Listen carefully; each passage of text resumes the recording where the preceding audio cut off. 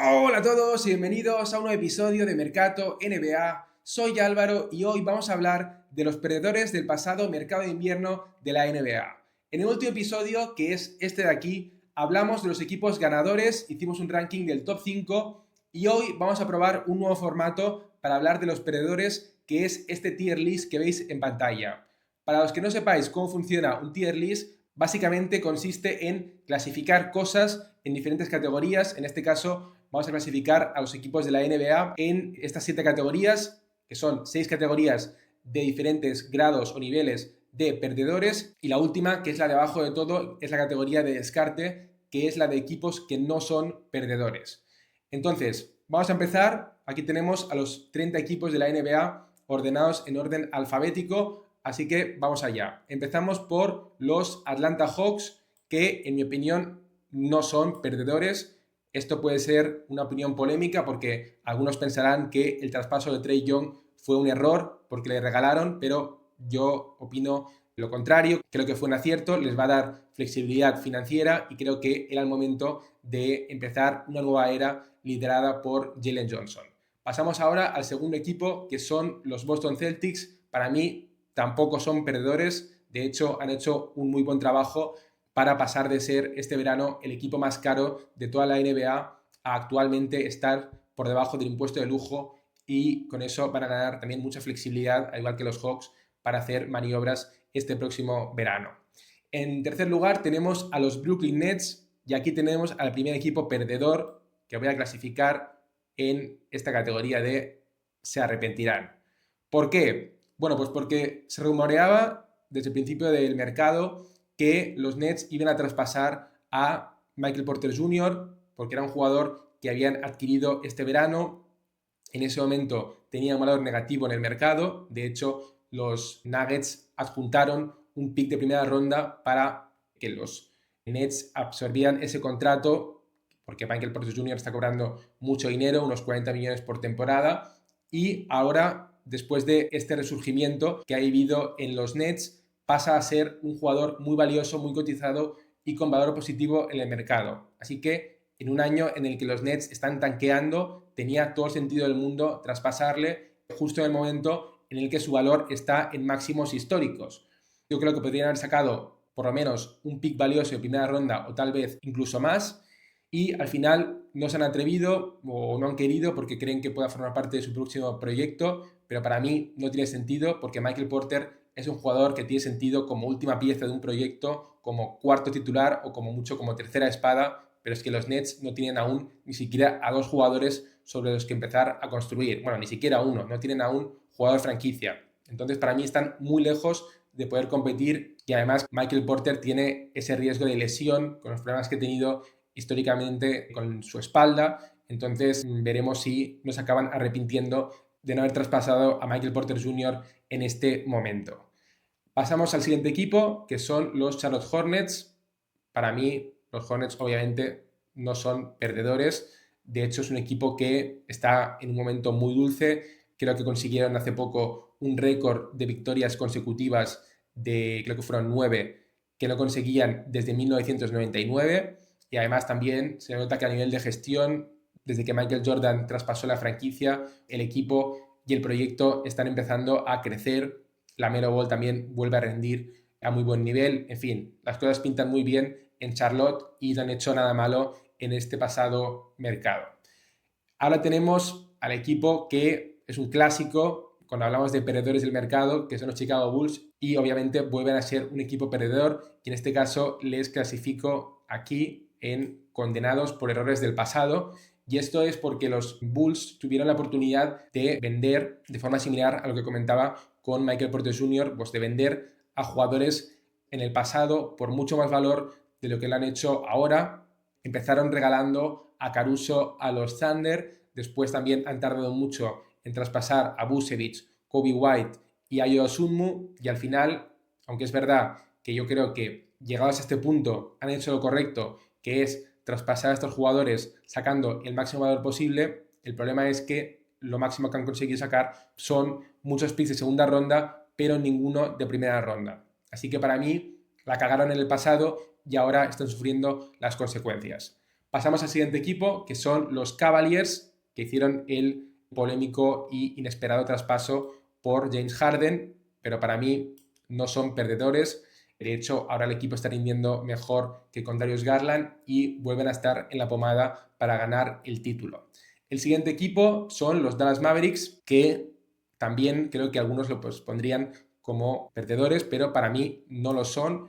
Tenían un auténtico drama, un auténtico dilema de qué hacer con Anthony Davis, que este verano iba a pedir una extensión de contrato. Los Mavericks no se la querían dar. Rich Paul, que es el agente de Anthony Davis, iba a presionar para que sí que le pagaran. En fin, estaban en una situación muy complicada y yo creo que, al igual que los Hawks con Trae Young, tocaba pasar página y por eso creo que han hecho lo correcto con este traspaso enviando a Anthony Davis a los Washington Wizards. El siguiente equipo son los Denver Nuggets, que para mí no son un equipo perdedor, no han hecho nada en el mercado, pero no les hacía falta porque tienen un equipo suficientemente bueno para ser contenders y todo dependerá de la salud de la plantilla para ver cómo rinden en playoffs. El siguiente equipo son los Detroit Pistons, que aquí creo que voy a sorprender a mucha gente porque para mí los Pistons son uno de los perdedores. Y es que les pongo en esta categoría de se arrepentirán. Y les pongo aquí porque el hecho de que estén jugando muy bien y estén haciendo un auténtico temporadón, justamente es lo que hace que, en mi opinión, los Pistons tendrían que haber sido mucho más agresivos en este mercado como compradores, reforzando al equipo en un año en el que lo tienen todo de cara para ganar por lo menos la conferencia este, aprovechando que este año los Pacers están tanqueando, que los Celtics hasta ahora han estado sin Jason Tatum. En fin, la conferencia este está muy debilitada y este era el momento de ir a por todas desde el punto de vista de los Pistons. No estoy diciendo que tuviesen que hacer un traspaso de absoluto all-in, entregar todos sus picks futuros a cambio de una superestrella. No estoy diciendo nada de eso, pero por lo menos, por ejemplo, ir a por Michael Porter Jr., que es un jugador que les hubiese encajado perfectamente, con tiro exterior, que es lo que necesitan los Pistons, y que tampoco hubiese costado un precio altísimo.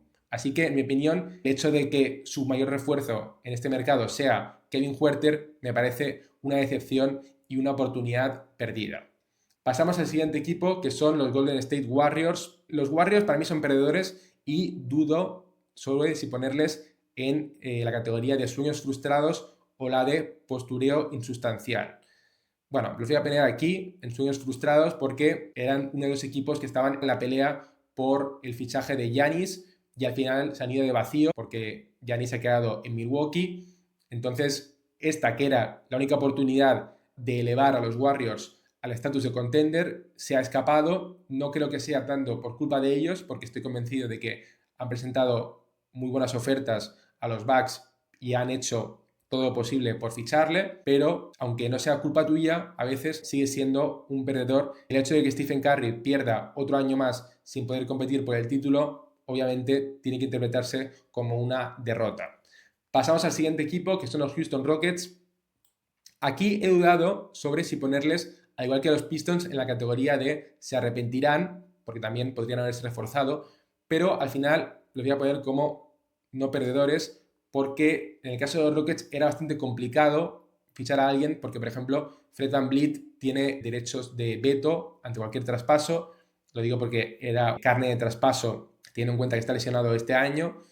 También la lesión de Steven Adams ha complicado un poco las cosas, porque creo que es un jugador con el que cuentan mucho y que forma parte de su identidad. Entonces traspasarle era una decisión complicada. Así que bueno, veremos si los Rockets se bastan con lo que tienen para rendir en playoffs y para mí no son perdedores. Pasamos al siguiente equipo, que son los Pacers, que para mí tampoco son perdedores. Me parece acertado el fichaje de Ivica Zubac, que obviamente está pensado de cara a la temporada que viene, ya que este año van a seguir tanqueando. Y nada, pasamos al siguiente equipo, que son Los Ángeles Clippers.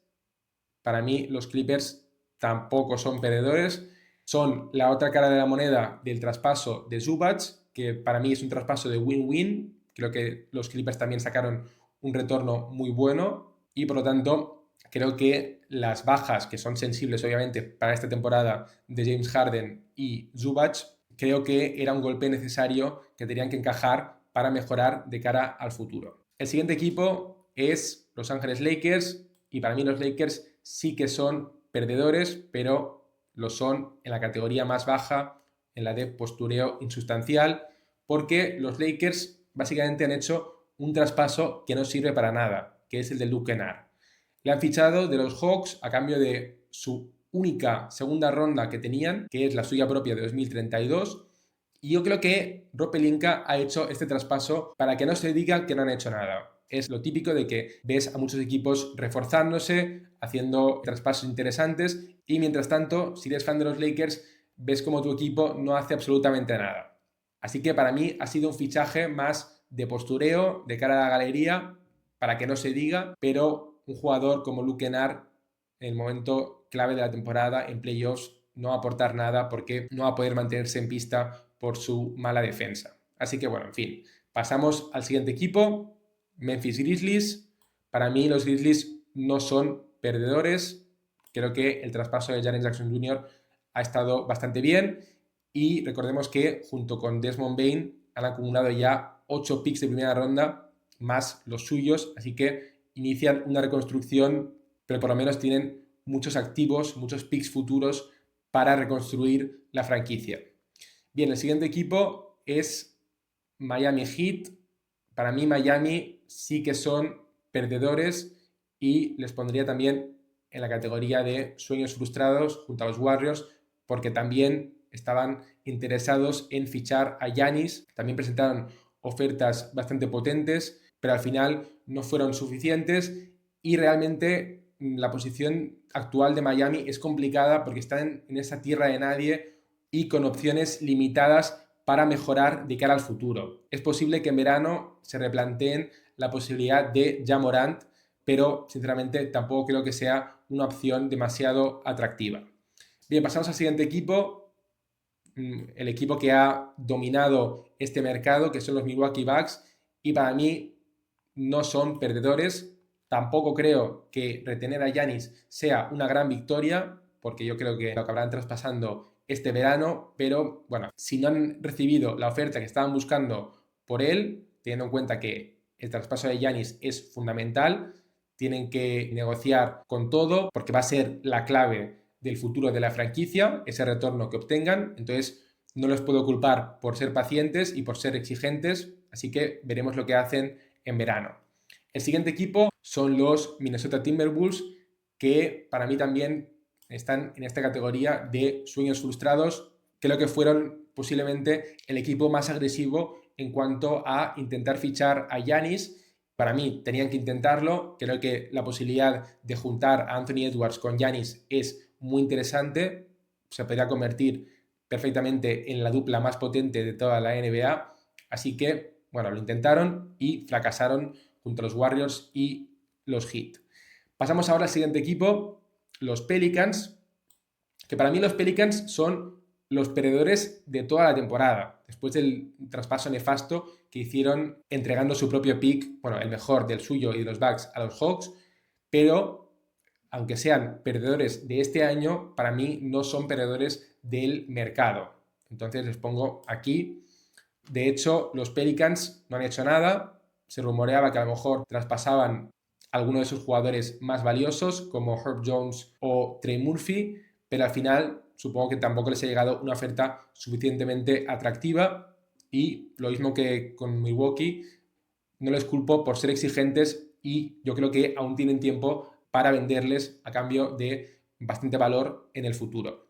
Pasamos al siguiente equipo, que son los Knicks, y para mí los Knicks tampoco son perdedores. Fueron el primer equipo en abandonar las pujas por Giannis porque realmente les convenía esperar al verano donde podrán presentar una mejor oferta.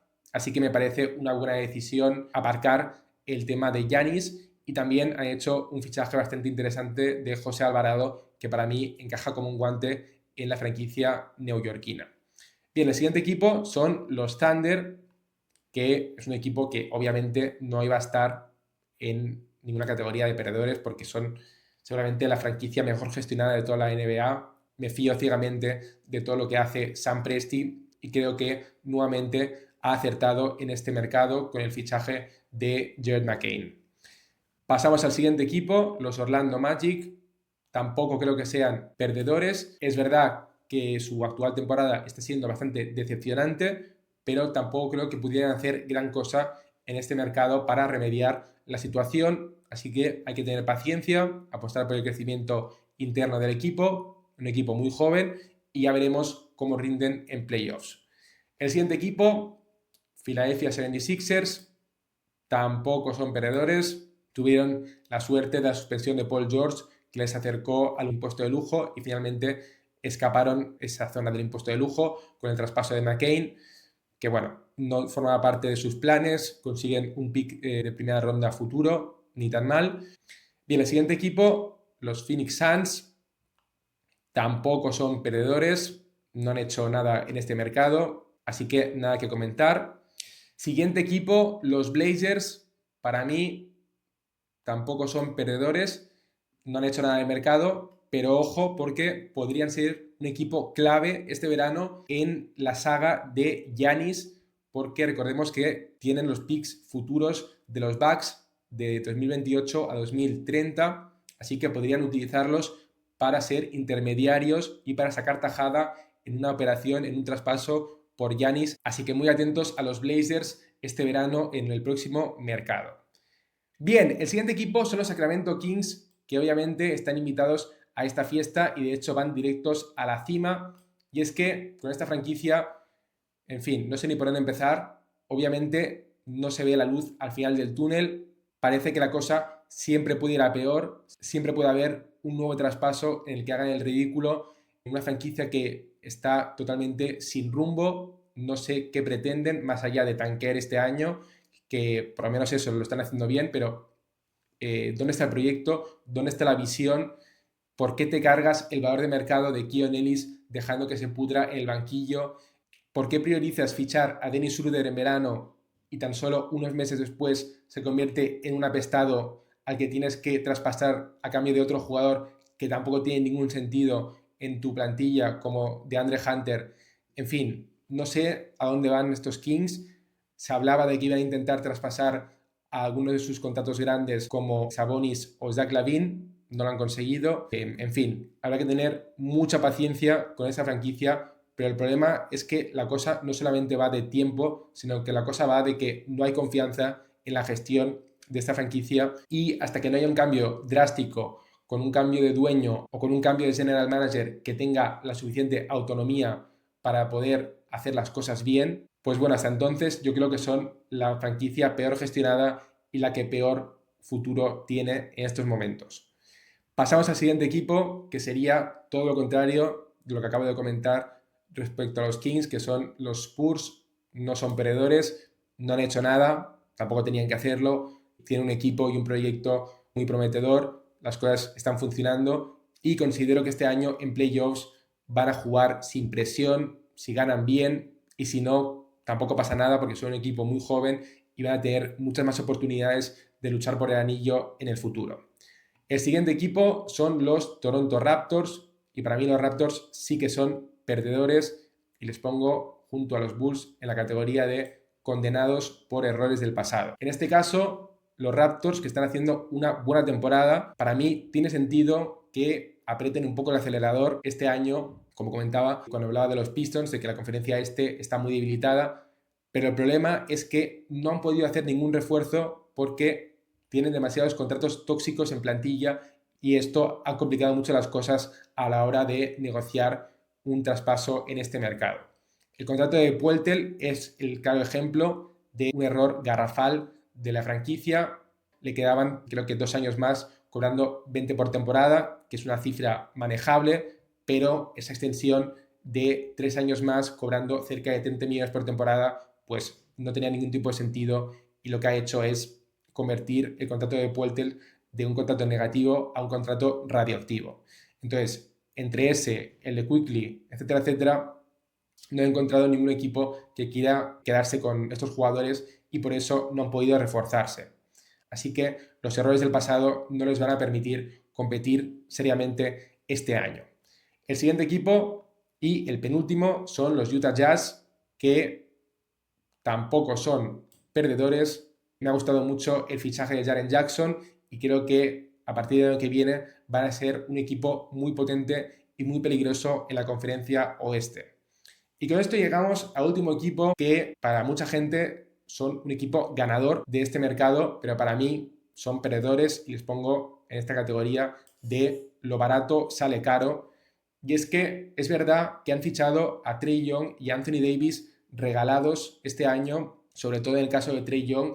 En el caso de Anthony Davis han entregado 2 picks de primera ronda, pero realmente uno es fake porque es un pick que pasará a convertirse en picks de segunda ronda y el otro es el pick de este año que recibirán de los Thunder, que va a ser seguro el pick número 30, así que también un pick muy malo. Así que posiblemente sean los 2 peores picks que se hayan juntado en un solo traspaso y que sinceramente han servido más que nada para maquillar un poco el tweet de Shams Charania cuando anunció el traspaso para que parezca que han conseguido un mayor retorno del que realmente han logrado los Mavericks.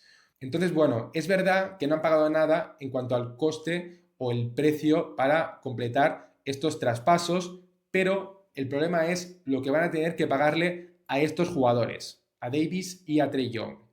Ambos tenían el problema de que sus anteriores franquicias, los Hawks y los Mavericks, no querían darles una extensión de contrato este verano y presumiblemente los Wizards sí que están dispuestos a hacerlo porque de lo contrario van a tener a estos jugadores enfadados y por lo tanto no tendría demasiado sentido haberles fichado. Al mismo tiempo van a tener que comprar su silencio este año porque los Wizards están tanqueando, tienen al igual que los Jazz su propio pick protegido top 8, así que para garantizar que se lo queden tienen que quedar entre los 4 últimos y la verdad es que en este sentido van en camino de conseguirlo fácilmente, pero claro, hemos visto que Trae Young de momento no ha jugado aún ni un solo minuto con los Wizards, todo puro cuento, tienen miedo de que puedan ganar demasiados partidos si juega Trae Young y Anthony Davis también supongo que en condiciones normales estaría preparado para regresar por lo menos en marzo, pero no lo va a hacer por el mismo motivo. Así que si les pides a esos jugadores que colaboren con la causa del tanking, yo imagino que no lo van a hacer de gratis. Supongo que esto se va a compensar con una extensión generosa, lo mismo que seguramente suceda con Michael Porter Jr. en los Nets o como hemos visto en otros jugadores que estén o hayan estado en una situación similar, como por ejemplo sucedió en el pasado con Mark Cannon, que también colaboró en la causa de un tanking de los Jazz y luego se llevó una jugosa extensión.